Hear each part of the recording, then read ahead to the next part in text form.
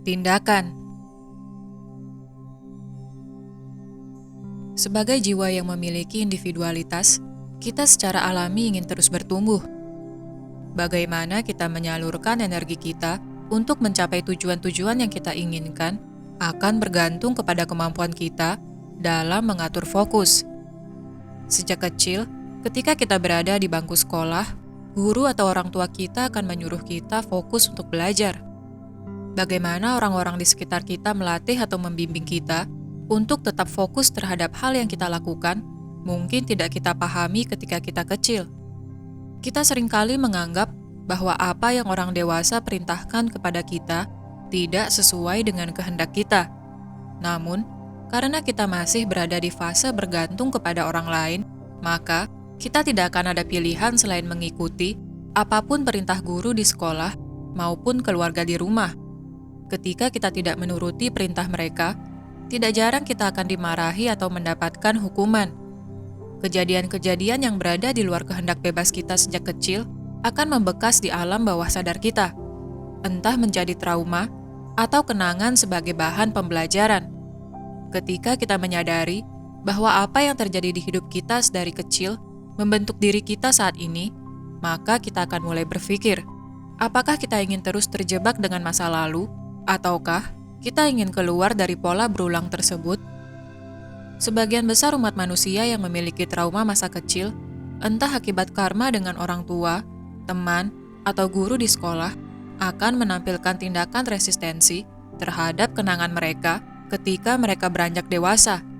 Resistensi atau penolakan adalah bentuk dari pertahanan ego, di mana kita tidak ingin mendapatkan pengalaman yang serupa dengan masa lalu.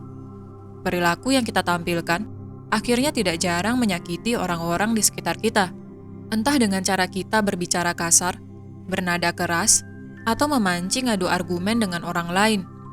Sadarkah kita bahwa perilaku yang kita tampilkan tersebut sesungguhnya berakar dari trauma yang belum kita sembuhkan sendiri?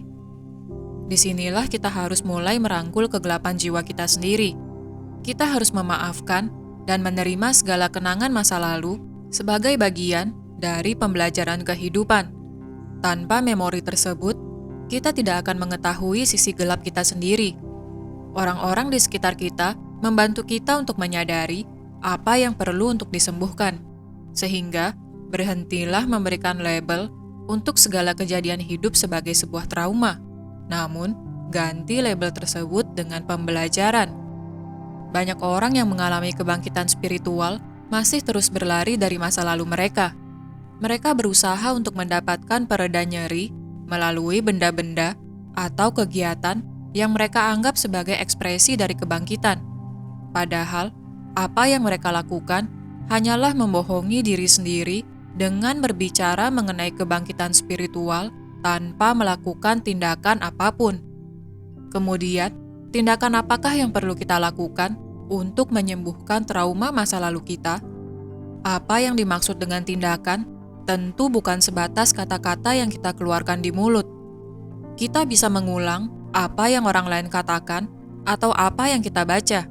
Namun, yang menjadi pertanyaan adalah, apakah kita sudah mempraktikkan dan mengalaminya secara langsung?